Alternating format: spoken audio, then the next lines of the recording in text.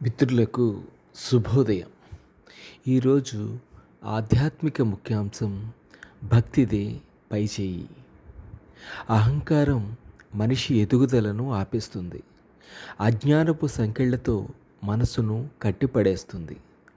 భక్తి ఆ సంకెళ్లను తెంచే తాళం చెవి. అహంకారం అంటే నేను, నాది, నేనే అన్న భావన. భక్తి అంటే నువ్వు, నీది, నీవే అన్న సమర్పణాభావం. భక్తి పెరిగితే అహంకారం తగ్గుతుంది. అహంకారం తగ్గితే జీవితంలో సమస్యలు తగ్గుతాయి. భక్తి వల్లే వినయం వస్తుంది. మనసును, గర్వాన్ని దైవం పాదాల చెంత సమర్పించడమే నిజమైన భక్తి. అది ఉంటే అన్నీ నా వల్లే జరిగాయి అన్న భావన కరిగిపోతుంది. ఏది జరిగినా ఆ పరమాత్మ అనుగ్రహంతోనే జరిగిందన్న గ్రహింపు వచ్చి అహంకారం కనుమరుగవుతుంది. కొన్నిసార్లు భక్తి కూడా గర్వానికి దారితీస్తుంది. నేనే మంచి భక్తుణ్ణి, సాధనలో నన్ను మించిన వారు లేరు అనుకుంటూ ఉంటారు. భక్తిని ప్రదర్శనగా మార్చి ఇతరుల మెప్పు పొందాలనే తపన కలుగుతుంది. అది నిజమైన భక్తి కాదు. భగవద్గీత ప్రకారం అది డంభం అనే అసుర గుణానికి చెందుతుంది. ఒకసారి గురుడు గర్వంగా కృష్ణుణ్ణి అడిగాడు, స్వామి, నాకన్నా వేగంగా ఎగరగలవారు ఎవరున్నారు అని.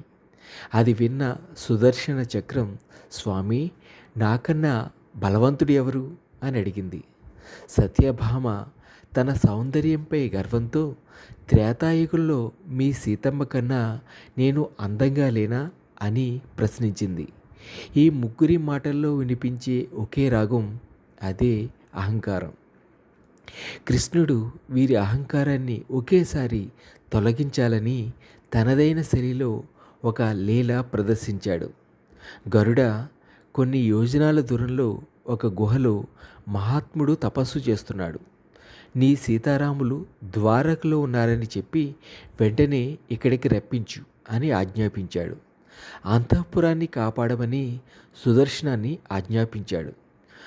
గురుడడు వెళ్ళి హనుమంతుడికి వార్త చెప్పగానే హనుమ కళ్ళు ఆనందంతో మెరిశాయి. నా సీతారాములు ద్వారకలో ఉన్నారా అంటూ తపస్సు ఆపేసి గరుడుడి కన్నా 1,00,000 రెట్లు వేగంతో గగన విహారం చేశాడు. క్షణాల్లో ద్వారక చేరాడు. కృష్ణుడు ఆశ్చర్యంగా అడిగాడు, హనుమ, సుదర్శనం నిన్ను అడ్డుకోలేదా అని. హనుమ నమస్కరిస్తూ, నా సీతారాములను చూడాలని ఆతృతతో వచ్చాను. చక్రం అడ్డుకుంది, కానీ యుద్ధం చేయడం ఇష్టం లేక ఉన్న పళాన దాన్ని మింగేశాను అంటూ నోటిలోంచి సుదర్శనాన్ని బయటికి తీశాడు.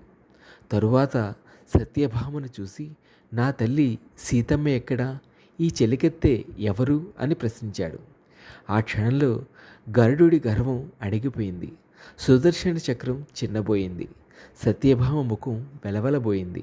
హనుమ భక్తి ముందు వీరందరి అహంకారం కరిగిపోయింది. బలం, వేగం, సౌందర్యం మనిషిని గొప్పవాణ్ణి చేయవు. నిజమైన భక్తి వినయం, సమర్పణలోనే ఉంది. మన విజయాలన్నీ ఆ దైవానుగ్రహమే అని గుర్తించగలిగితే అహంకారం మన దరికి రాదు.